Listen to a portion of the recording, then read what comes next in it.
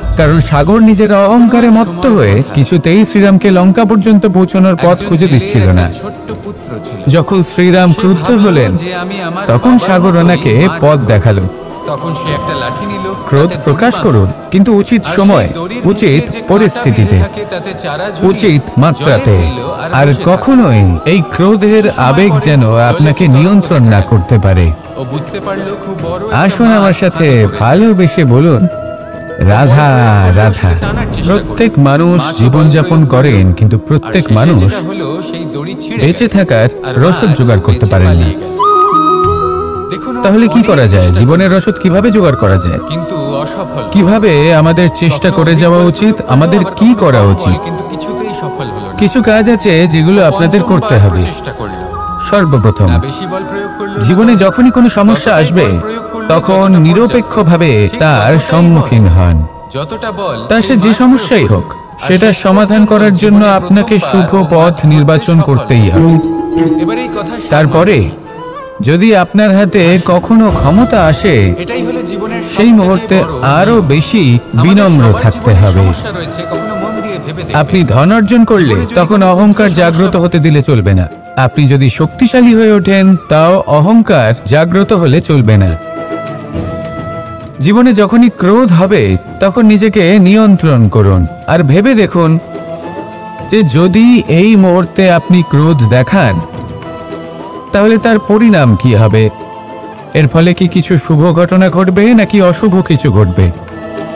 শুধু এই কটা কাজ নিজেদের জীবনে আত্মসাৎ করুন, জীবন যাপন অত্যন্ত সহজ হয়ে যাবে।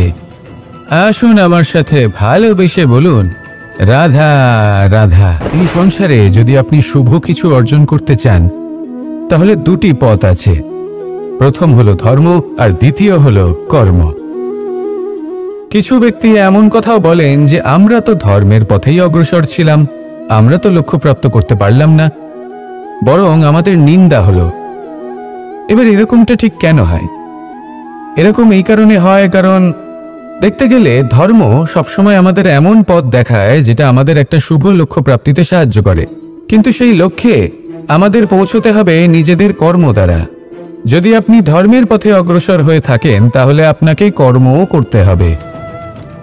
যদি ধর্মের পথে চলেন কিন্তু কর্ম না করেন তাহলে লক্ষ্যপ্রাপ্তি হবে না। ঠিক সেইভাবেই যদি আপনি কর্ম করতে থাকেন কিন্তু ধর্মের পথে না চলেন তাও লক্ষ্যপ্রাপ্তি হবে না। মনে রাখবেন যে ধর্ম এবং কর্ম হলো একটি মুদ্রার দুই পিঠের সমান। এদের নিজের জীবনে আত্মসাৎ করুন এবং অগ্রসর হন। এই সংসারের প্রত্যেক লক্ষ্য আপনার হবে। আসুন আমার সাথে ভালোবেসে বলুন, রাধা রাধা। আমরা সবাই জীবনে কামনা করি। কেউ ধন সম্পত্তির কামনা করি, কেউ ভালোবাসার, কেউ বন্ধুদের, কেউ নাম খ্যাতি আদি ইত্যাদি। এগুলো লাভ করার জন্য আমরা চেষ্টা করতে থাকি, পরিশ্রম করতে থাকি, কিছু সময় পরে অর্জনও করে ফেলি। কিন্তু সবকিছু অর্জন করার কিছু সময় পরে এরা রুষ্ট হয়ে যান, আমাদের থেকে দূরে চলে যান বা আমাদের থেকে কেড়ে নেওয়া হয়।